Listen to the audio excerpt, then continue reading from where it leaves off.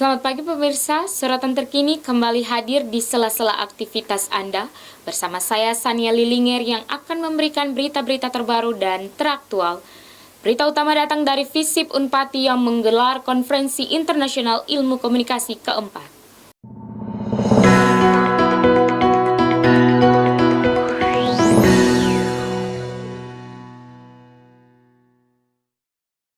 Asosiasi Program Studi Ilmu Komunikasi (ASPIKOM) menggelar seminar nasional yang bertema Communication and Sustainability of Small Islands, membahas peran komunikasi dalam pengembangan berkelanjutan pulau-pulau kecil di Maluku.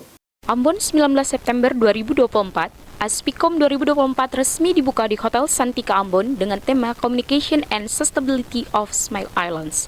Acara ini dihadiri oleh akademisi, praktisi, perwakilan komunitas lokal yang berkumpul untuk membahas tantangan dan peluang dalam menjaga keberlanjutan pulau-pulau kecil. ASPIKOM ini sudah berapa lama direncanakan Ibu?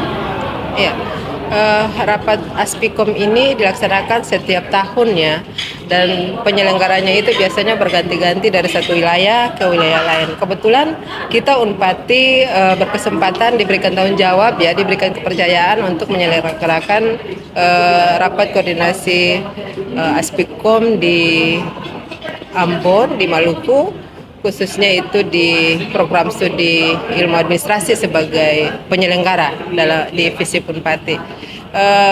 Kegiatan ini sendiri kami sebagai panitia sudah ditugaskan oleh pimpinan, dalam hal ini dekan, melalui SK pembentukan panitia. Kita bekerja kurang lebih 2 bulan dan kegiatan ini melibatkan berbagai perguruan tinggi yang di dalamnya itu ada program studi ilmu komunikasi. Dalam sambutannya, Ketua Panitia Fatmawati Rumra menekan pentingnya komunikasi dalam menciptakan kesadaran lingkungan dan mendorong partisipasi masyarakat. Komunikasi yang efektif dapat menjadi alat penting dalam mendukung inisiatif keberlanjutan, ujarnya. Acara ini menyajikan berbagai sesi termasuk presentasi dari seorang mahasiswa ilmu komunikasi yang membahas self-disclosure pada pengguna lip match. Apa motivasi Kak Agla untuk memilih topik ini sebagai fokus penelitian skripsi Kak Agla? Baik, terima kasih pertanyaannya Nia. Jadi motivasi Kak Agla sebenarnya datang dari latar belakang Kak Agla sendiri, di mana judul skripsi Kak Agla kan tentang self disclosure pada pengguna aplikasi media sosial Litmatch. Nah, di mana Litmatch ini masih belum terlalu awam di Ambon gitu. Kalau misalkan Kak Agla tanya orang-orang Ambon, apalagi teman-teman sangkata kan, tahu Litmatch gak? Mereka jawabnya tahu, tapi sebagai dating apps. Nah, kalau dari Nia sendiri tahu Litmatch gak? Belum. Nggak tahu kan. Nah, jadi dari aplikasi yang masih belum banyak orang ketahui ini, Kak Agla mengangkat sebagai judul skripsi Kak Agla. Nah, di mana self disclosure yaitu keterbukaan diri. Nah, keterbukaan diri itu ada macam-macam gitu. Kalau misalkan kayak kita kenalan kayak nama kamu siapa, terus tempat tanggal lahir kamu, terus alamat, domisili, itu semuanya bagian dari self disclosure. Cuman memang ada tahapan-tahapan tertentu seperti itu. Nah, itu datang dari latar belakang Kak Agla ketika emang pengalaman bermain aplikasi ini seperti itu. Ada juga strategi kesadaran lingkungan. Diskusi panel yang melibatkan ahli dari berbagai bidang juga menjadi sorotan, memungkinkan peserta untuk berbagi pengalaman dan solusi. Melalui kegiatan ini diharapkan para peserta dapat menemukan strategi yang efektif untuk menerapkan komunikasi dalam upaya menjaga ekosistem dan budaya pulau-pulau kecil. ASPIKOM 24 berkomitmen untuk menjadi platform dialog dan kolaborasi bagi semua pihak yang peduli terhadap keberlanjutan.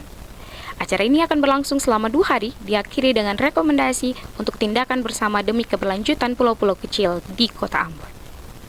Fakultas Ilmu Sosial dan Ilmu Politik Universitas Patimura Ambon merayakan Dies Natalis yang ke-65. Acara ini dihadiri oleh sivitas akademika, alumni, dan berbagai tamu undangan dari instansi pemerintah serta lembaga swasta. Perayaan dimulai dengan upacara pembukaan yang dihadiri dekan FISIP.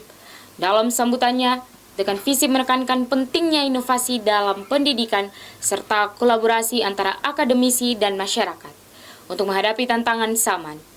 Perayaan Dies Natalis yang ke-65 ini diharapkan tidak hanya menjadi ajang refleksi, tetapi juga dorongan bagi seluruh sivitas akademika untuk terus berinovasi dan berkontribusi dalam membangun masyarakat.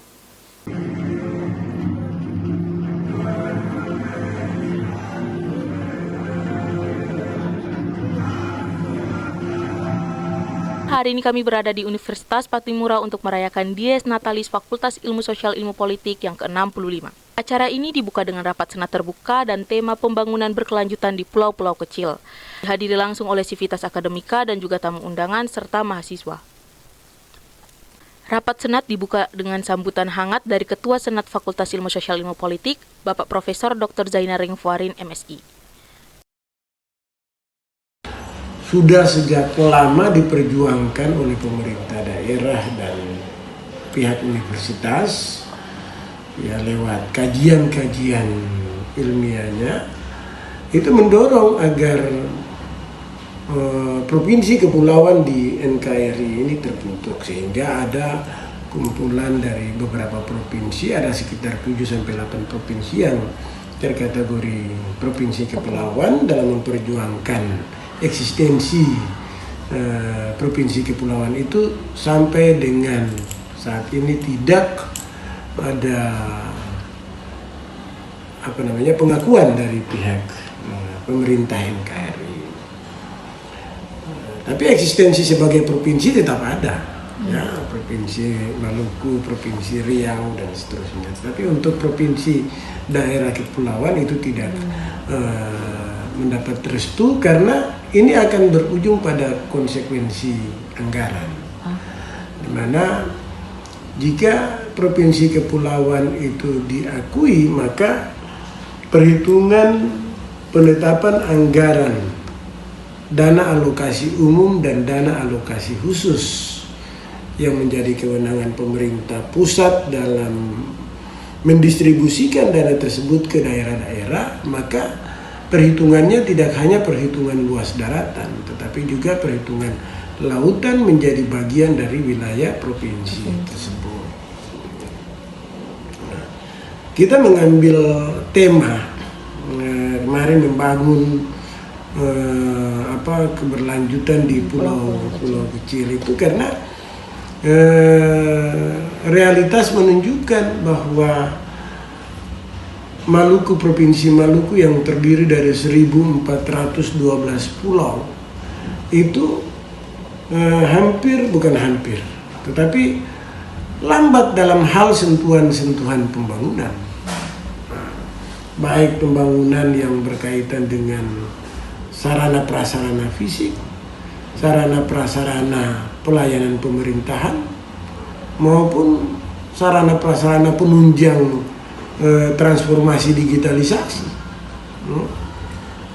Orang mau telepon aja mesti jalan ke tepi-tepi pantai atau naik ke gunung-gunung untuk mendapatkan sinyal. Lah bagaimana Indonesia ini bisa menuju Indonesia Emas di tahun 2045, sementara wilayah-wilayah terkecil yang menjadi tanggung jawab pemerintah itu juga harus diberlakukan secara adil dalam masalah pembangunan. Nah, inilah yang akhirnya mendorong kami untuk merumuskan tema demikian. Ya, kalau adakah filosofinya tadi berkaitan dengan masalah daerah kepulauan dan ketidakadilan dalam politik kebijakan politik anggaran DAU yang DA dan DAK yang diberlakukan untuk wilayah-wilayah yang memiliki luas laut yang cukup besar. Luas laut wilayah Provinsi Maluku ini kan mencapai 92,4%, sementara wilayah daratannya itu hanya berkisar 7,6%. Dari luas wilayah 712.840 km persegi. Bayangkan 92 sekian persen itu luas lautan.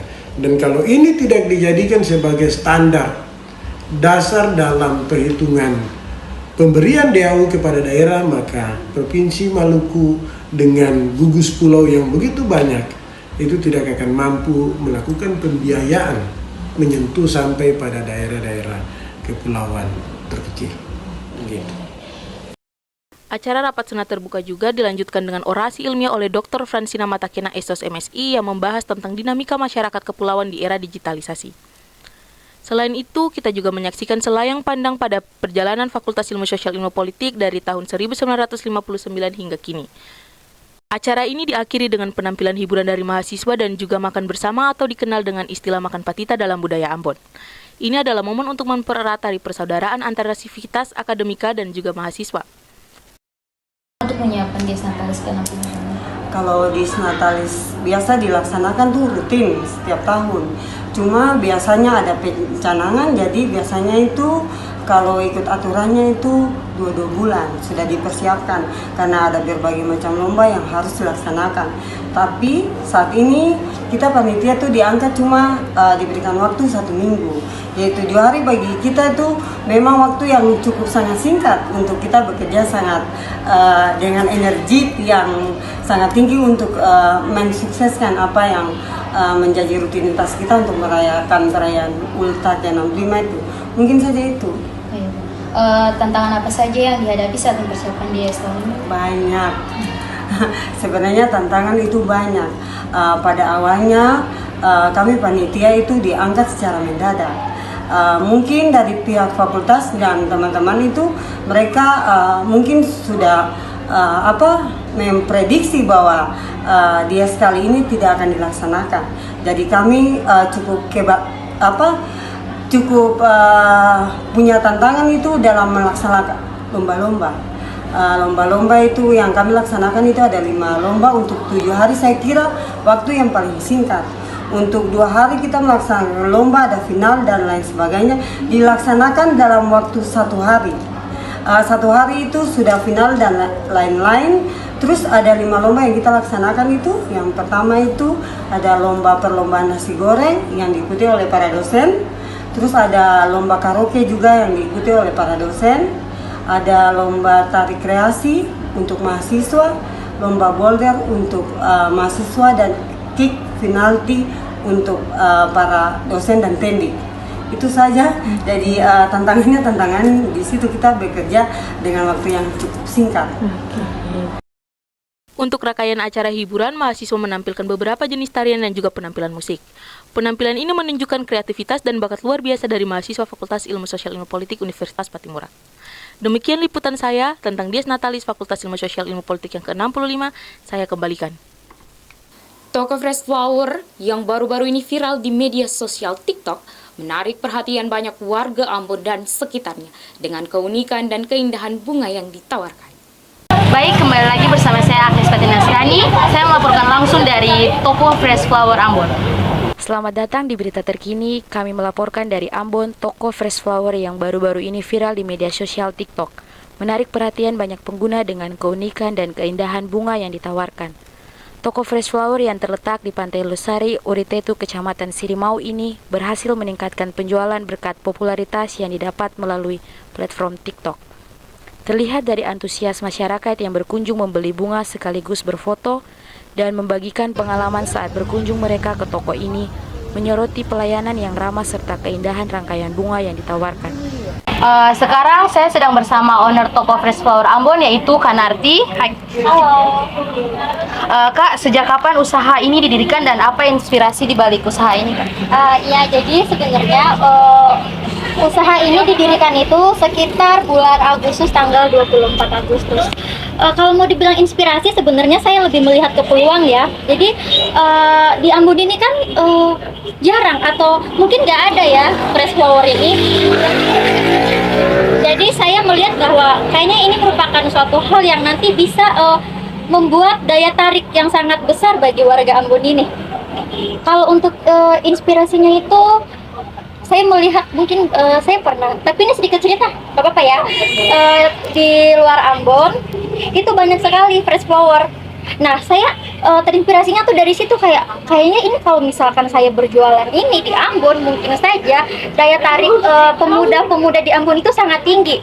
Tetapi pas saya jalankan ternyata bukan hanya antusias dari pemudanya saja, tetapi juga antusias dari ibu-ibu, kakak-kakak yang mungkin membelikan fresh flower untuk adiknya itu juga sangat besar sekali ternyata, Kak. Oke, mengapa lapak bunga segar ini bisa begitu viral di TikTok dan bagaimana respon para pelanggan setelah melihat promosi kakak di TikTok?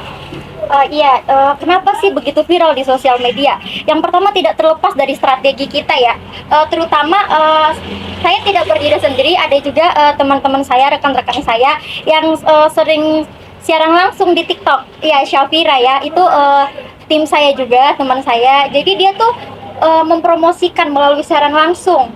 Setelah itu bukan hanya dari TikTok, kita juga mempromosikannya melalui Instagram.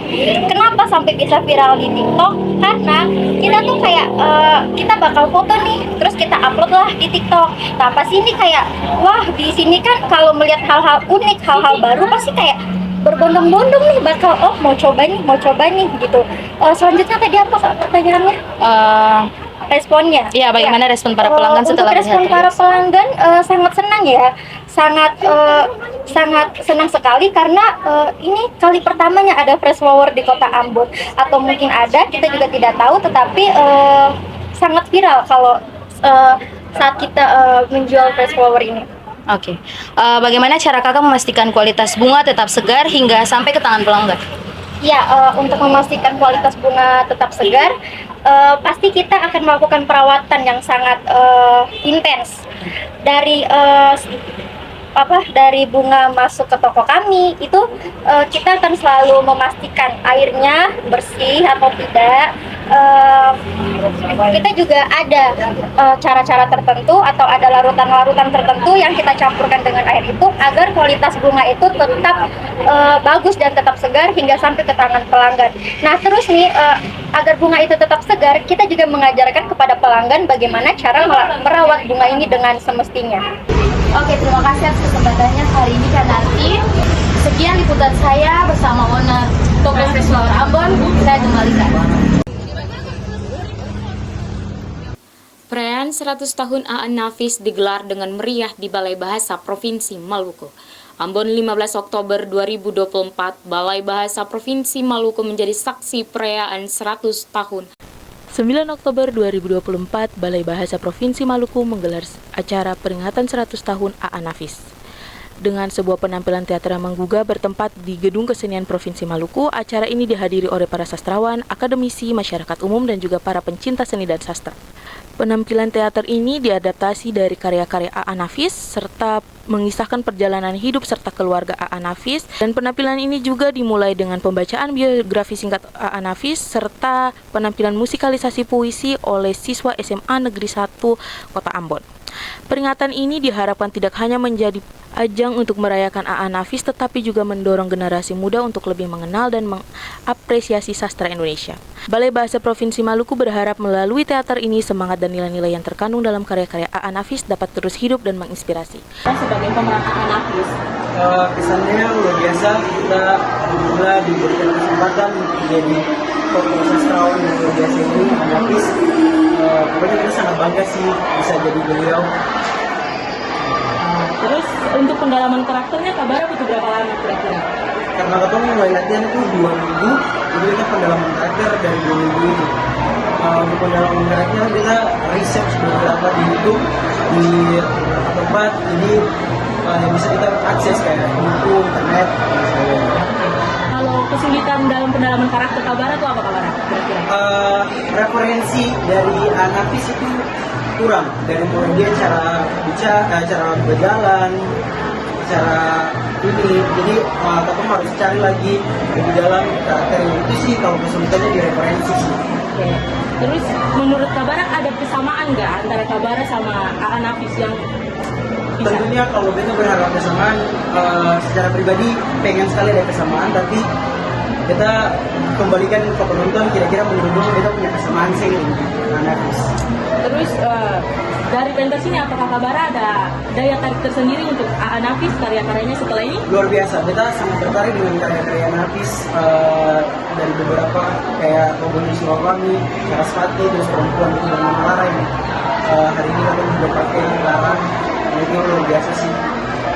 Setelah hari ini tuh, apa harapan kabarnya untuk dunia literasi yang harapannya semoga Katong di Maluku tetap tetap bermanfaat untuk menyebarkan literasi di pelosok-pelosok di Maluku sendiri, dan tentunya sastra di Maluku yang boleh mati.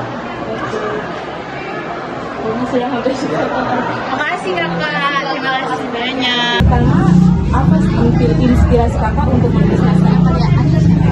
Kalau untuk penulisan naskah, inspirasinya itu dari keluarga sebenarnya. Jadi banyak orang yang menulis naskah persoalan anarkis itu mereka mengambil dari barat atau dari tapi kalau saya sendiri, saya lebih terfokus kepada imajinasi saya tentang bagaimana keluarga anarkis itu seperti apa. Jadi saya lebih mengambil garis besarnya dari keluarga. Terus bagaimana proses kakak dalam menulis naskah? Apa ada lebih kakak fokuskan pada karakter atau plot atau tema lebih dahulu? Sebenarnya saya lebih fokus ke kolaborasi. Dari persoalan karakter, kemudian dari tema dan lain sebagainya, kami kolaborasikan. Kami juga menulis naskah. Sebenarnya naskah ini bukan hanya saya tulis sendiri, saya hanya sebagai pemikir yang menjadi penulis, dan pemikirnya itu resmi daripada komunitas Embunas. Nah, kami mengambil kolaborasi dari beberapa cerpennya beliau, dan juga tema-tema besarnya kami ambil dari beberapa puisi-puisinya beliau, sehingga kami bisa meramu menjadi sebuah naskah. Terus kak, agar karakter ini nyata harus ada pengembangan karakter ya kak ya. Terus bagaimana kakak mengembangkan karakter itu agar terlihat nyata saat kita teater? Kalau untuk mengembangkan karakter, kami kembali lagi kepada aktornya. Karena untuk pengembangan karakter sendiri, karena karakter ini kan yang kami ambil sifatnya masih imajiner. Artinya ada beberapa karakter dan kemudian dia tidak ada di dunia nyata. Jadi tergantung bagaimana aktor itu dia bisa membawa suasana karakter itu, sehingga karakter itu bisa.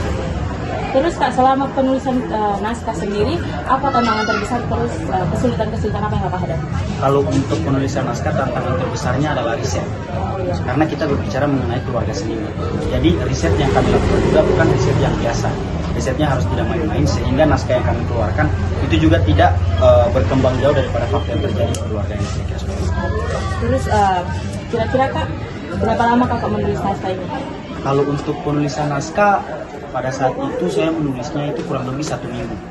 Tapi untuk penyuntingannya itu kurang lebih 3 bulan. Terus setelah menonton teater 100 tahun A.A. Nafis, bagaimana respon Echal sebagai seorang penonton selama pementasan berlangsung? Bagaimana perasaan beta saat beta nonton teater tadi? Beta pun perasaan tuh kayak bagaimana campur aduk, bisa dibilang. Kayak bagaimana ada apa sedihnya, ada terharunya, dan juga merinding. Kalau bisa dibilang aku lebih ke merinding sih, karena kayak bagaimana dari ceritanya tuh memang sudah bagus, terus tambah dengan pemeran-pemeran yang mendalami sekali. Dok, peran-peran itu bikin aku punya suasana filmnya, suasana teaternya itu makin dapet, bikin katong sampai kayak merinding sekali. Kalau Gilchan bilang dapat sekali deh. Terus scene mana yang bikin Echal kayak wah? Scene yang pada saat yang maaf tadi beta seng hafal namanya lah, tapi yang pokoknya yang tadi yang laki-laki 2 orang tuh dua baku marah, terus dia kakak badi langsung acak-acak gitu, kayak dapat sekali begitu. Paling merinding sampai kayak bagaimana, kayak paling dapat sekali lah, dapat sekali deh. Terus setelah nonton pementasan ini, apakah Echal akan tertarik untuk membaca karya-karya A.A. Nafis selanjutnya? Sebenarnya kalau misalnya mau membaca sih, beta salah satu orang yang lebih suka menonton daripada membaca, atau mendengar daripada membaca. Jadi mungkin kalau misalnya mau membaca sih, beta juga tertarik sih, karena dari karya tadi yang dong tampilkan secara teater tuh beta suka. Cuman di sini beta lebih tunggu lagi ke depannya dong punya teater berikutnya lah, bukan hanya untuk A.A. Nafis tapi teater berikutnya lah.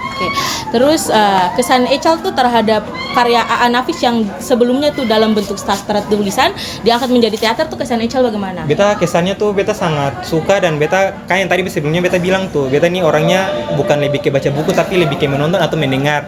Jadi sini yang dari awalnya beta yang sin tahu cerita tentang A.A. Nafis, beta bisa tahu karena dengan apa? Karena dengan tampilan teater gitu. Jadi sangat suka sekali kalau misalnya dong bikin entar. Setelah hari ini apa pesan Echal dan harapan juga untuk dunia literasi di Maluku? Sebenarnya kalau misalnya kesan dan pesan sih, kalau kesan beta sangat bangga, beta sangat suka karena jarang-jarang ada yang di Maluku seperti begini. Ini kayak jarang-jarang, kalau bukan kantor bahasa siapa lah begitu menurut beta. Mungkin ada nanti di luar-luar, cuman katong saya belum tahu. Cuman kalau misalnya dalam jangkauan luas, jangkauan besar tuh katong tahu dari kantor bahasa. Terus kalau misalnya pesan, beta harap bukan hanya kantor bahasa saja yang bikin teater-teater atau tampilan-tampilan seperti ini, tapi beta juga berharap kepada komunitas-komunitas kecil atau komunitas-komunitas besar yang ada di luar atau yang terkhususnya di Maluku, supaya atau organisasi-organisasi semoga dong tuh bisa bikin kayak teater-teater kayak beginilah, bukan hanya dari kantor bahasa begitu, biar katong juga yang bukan penikmat buku, katong bisa menikmati karya-karya tulis yang diteaterkan. Panitia Inaugurasi Prodi Ilmu Komunikasi 2024 Fakultas Ilmu Sosial dan Ilmu Politik Universitas Patimura menggelar acara prainaugurasi yang merupakan salah satu rangkaian dari inaugurasi Prodi Ilmu Komunikasi tahun 2024 yang akan diselenggarakan pada 11 November 2024 mendatang. Sekarang telah terhubung dengan rekan saya di lapangan, Boki Fabanyo. Baik pemirsa, saya Bogi Fabanyo melaporkan langsung dari Fakultas Ilmu Sosial dan Ilmu Politik Universitas Patimura. Pada hari ini, Jumat 11 Oktober 2024, sedang berlangsungnya acara prainaugurasi Prodi Ilmu Komunikasi 2024 yang merupakan salah satu rangkaian dari inaugurasi Prodi Ilmu Komunikasi tahun 2024 dengan tema The Glamour of Word, The Elegance of Expression Celebrating Communication. Acara ini dimulai pada pukul 10 pagi dengan dibuka oleh Melanie Uneputi selaku Ketua Divisi Acara. Melanie menyampaikan sambutan hangat kepada seluruh peserta. Dalam sambutannya, Melanie menekankan pentingnya acara ini sebagai persiapan untuk menyambut mahasiswa baru pada inaugurasi Ilmu Komunikasi 2024 yang akan diselenggarakan pada tanggal 11 November 2024. Selanjutnya, acara dilanjutkan dengan penyampaian materi oleh narasumber pertama yaitu Ibu Rostawia SSMIKOM dan dilanjutkan oleh narasumber kedua yaitu Ibu Yuniar Sakina Waliulu SOS MIKOM. Pemirsa, sekarang saya sudah bersama dengan salah satu pemateri dan juga dosen ilmu komunikasi di Universitas Patimura bersama Ibu Uni Sakina. Saya akan bertanya Ibu, pertanyaan yang pertama, apa tujuan utama dari materi yang Ibu sampaikan dalam konteks prainaugurasi ini? Oke, baik. Paling utama itu karena ini inaugurasi dan untuk maba 2024 Ilkom, artinya mereka paling tidak Ibu ingin itu mereka punya pemahaman tentang harus melek digital seperti apa, terus bagaimana harus anak komunikasi sedari dini, dari masih mereka maba, mereka sudah harus tahu bagaimana cara berkreativitas di media sosial di era digital. Jadi itu sangat penting dan menjadi fokus materi Ibu hari ini. Oke, tadi materi Ibu itu sangat menarik ya, bagaimana Ibu sampaikan materi tentang kreatif menginspirasikan diri di era digital. Itu sangat menarik. Mengapa Ibu memilih materi ini untuk disampaikan di prainaugurasi kali ini? Itu tadi, karena Ibu sadar bahwa anak komunikasi itu paling dekat, paling akrab dengan yang namanya teknologi, perkembangan zaman. Dia harus mampu bagaimana memanfaatkan media untuk bisa menyampaikan informasi, pengetahuan dengan cara yang kreatif. Makanya sangat penting untuk paling tidak mahasiswa maba terutama, dia harus tahu bagaimana memanfaatkan media yang tepat supaya bisa berkreativitas, karena selain berkreativitas paling tidak dia bisa membangun dirinya, personal branding, image dirinya melalui media sosial secara lebih baik lagi. Pesan dan Ibu terhadap nanti kedepannya maba ilmu komunikasi seperti apa Ibu? Pesan Ibu kepada mahasiswa ilmu komunikasi maba 2024 adalah semoga mereka menikmati proses perkuliahan selama di Fakultas Ilmu Sosial dan Ilmu Politik, terutamanya di Prodi Ilmu Komunikasi. Mereka bisa mendapatkan banyak pengalaman dari kakak-kakak senior, dari dosen-dosen, terus mereka bisa mengembangkan diri dengan lebih baik, mereka bisa menjadi agent of change yang lebih baik lagi di era digital. Karena itu tadi, anak komunikasi harus akrab dan harus pandai bersosial media. Jadi harapan Ibu sih seperti tagline-nya inaugurasi tahun ini, be bold, be heard, be seen. Terima kasih Ibu. Sama-sama. Sekarang saya sudah bersama dengan Ketua Panitia Inaugurasi Ilmu Komunikasi 2024 yaitu dengan Kak Dea. Halo. Sudah oke Pak? Ya, pertanyaan pertama, bagaimana tantangan Kak Dea untuk mengoordinasi semua ketua panitia-panitia inaugurasi kali ini?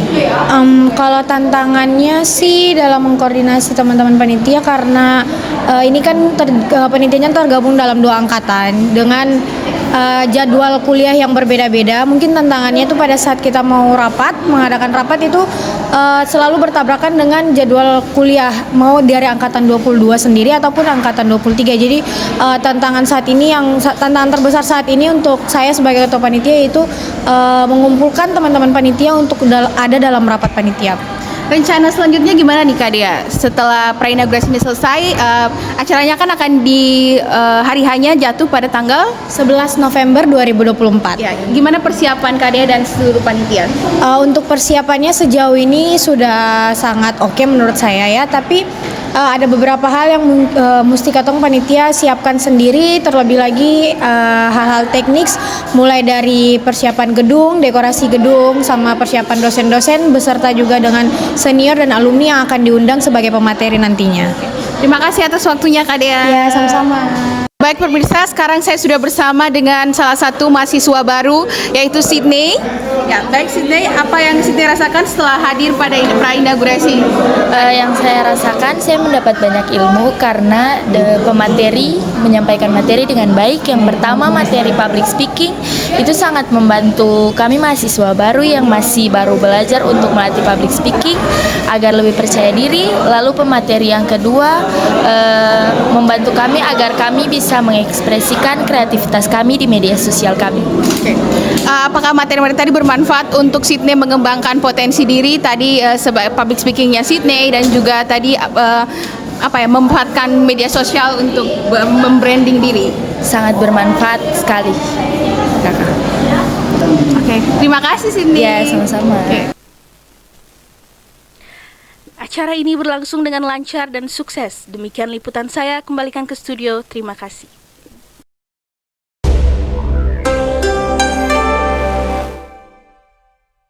Sekilas info terkini. Situasi memprihatinkan terjadi di belakang gedung baru Pasar Mardika Batu Merah.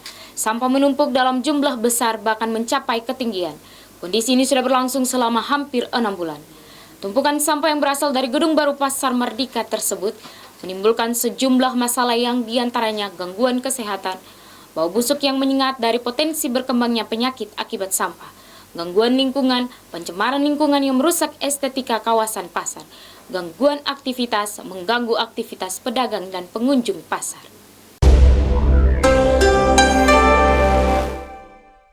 Pemirsa, demikian sorotan terkini hari ini.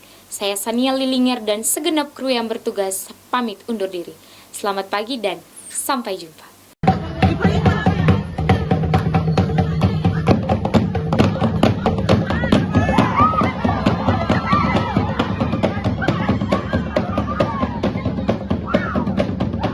Sinyal di TNS drop itu dari Hello Professor, excuse me. ada orang yang paham